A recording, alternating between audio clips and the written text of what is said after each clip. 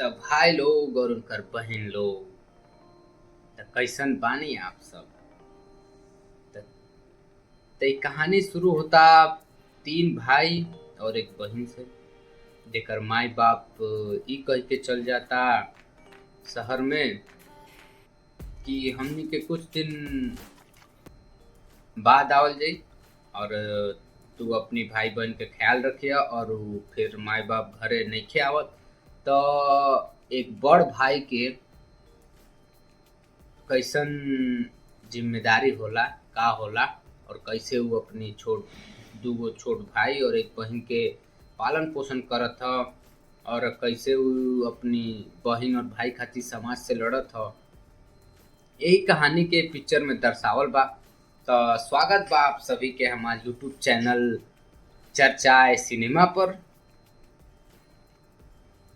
आज जौन ई मूवी बा उ मूवी के नाम बा रायन, और एक हमनी के रिव्यू कइल जाई। तो ये पिक्चर के लिखे वाला बाने धनुष धनुष सर। और ये पिक्चर में सबसे बढ़न बात ई बा कि मेन कास्टिंग में भी धनुषे सर बाने। फिल्म के मुख्य भूमिका में भी धनुष सर ही बाने। तो जौन फिल्म बा न उ कुछ जगह पे रुआ खड़ा कर देता जब तीनों भाई एक साथ आवताने।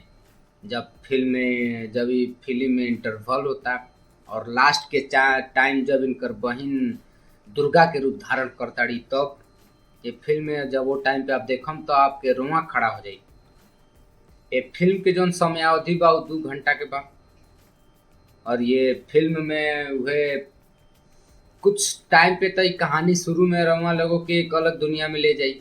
सस्पेंस बा, फिर बात से में एक्शन बा, फिर में कुछ टाइम पर थ्रिलिंग बा, कुछ सस्पेंस ई बा कि ई कहानी में के लड़ता के जीतता, फिर दो नया एगो अवतार होता। तो मेन कहानी यही सब पे बा। जब हमनी के फिल्म देखल जाई तो कुछ टाइम पे तो हमनी के एक अलग दुनिया में ले जाई, लेकिन बाद में फिर वह कहानी बा कि एक परिवार बा, फिर दूगो गुंडा बाड़ा कुल और वो आपस में लड़त ताड़न सन। कुल के आपस में एगो साम्राज्य बा, एक एगो क्षेत्र वो कुल के बा, एगो क्षेत्र हमनी के बा, एक कुल के बा।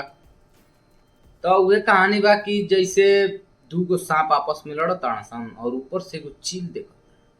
चील के मतलब ये जो ई बा कि यहाँ ये जो जौन बा एगो नया अवतार के ये जो एंट्री होता, जो कि एगो पुलिस के रूप में बा। और ये दोनों सांप के झगड़ा देखता, वो आपस में लगावता और फिर वो सोचता कि हम ये दोनों के शिकार कर लें, लेकिन ऐसा नहीं खे। बीच में एगो फिर नया अवतार आवता और फिर ये दोनों के सांप के आपस में वो एक सांप के मार देता और फिर कहानी शुरू होता। फिर वो चील जौन बा ओकर नजर फिर नया अवतार पे पड़ जाता। ये कुल कहानी बा। और ये कहानी के जौन म्यूजिक बानो भाई एक नंबर बा। कहीं भी आप रहम दुनिया के किसी भी कोना में और ये पिक्चर के देखता नहीं, और एक के जौन बैकग्राउंड म्यूजिक बा एक देखम कि जब मार धार शुरू होता तब ई गाना जौन जौन पीछे के बैकग्राउंड म्यूजिक बजता ऊ एक नंबर बा। और जब इमोशनल सीन शुरू होता तबो के गाना जौन बा उ एक नंबर, पीछे के जौन बैकग्राउंड म्यूजिक बा उ बढ़िया बा। काहे से के जानते बानी यार रहमान साहब लिखले बा, रहमान साहब के म्यूजिक के कैरेक्टर कैले बनी। तो जौन एकर कैरेक्टिंग बा जौन के धनुष सर निभैले बड़े उ एक नंबर बा। इनके जौन पिक्चर में आप देखल चाहता नहीं वो आराम से देखम। बस ये बात बा कि ये पिक्चर के अगर ये सोच के लावल गई होखे कि हमनी के सिनेमा घर में ज़्यादातर ऑडियंस ला सके नहीं जाता, ऐसा बात नहीं के। काहे से पिक्चर जौन बा उहे सेम घिसल पिटल कहानी पे बा कि परिवार बा, दूगो गुंडा बाड़ कुल, पुलिस बा, आपस में झगड़ा होता, पुलिस वाला फिर नया जौन अवतार बा ओके अपनी तरफ जोड़ लेता, फिर दोनों गुंडन के साम्राज्य के खत्म करता। लेकिन जौन में एगो लड़की के रोल कैले हुए दुर्गा के रोल ऊ भाई एक नंबर बा।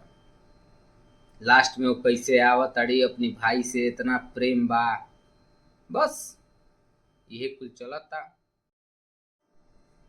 ओवरऑल बात आप लोगन के मूवी देखे के चाहिए, काहे से इ जौन में मोटिवेशन बा, अपने भाई बहन के प्रति जौन प्यार बा ओके कैसे दर्शावल गइल बा, इ सब एमे कूट कूट के भरल बा।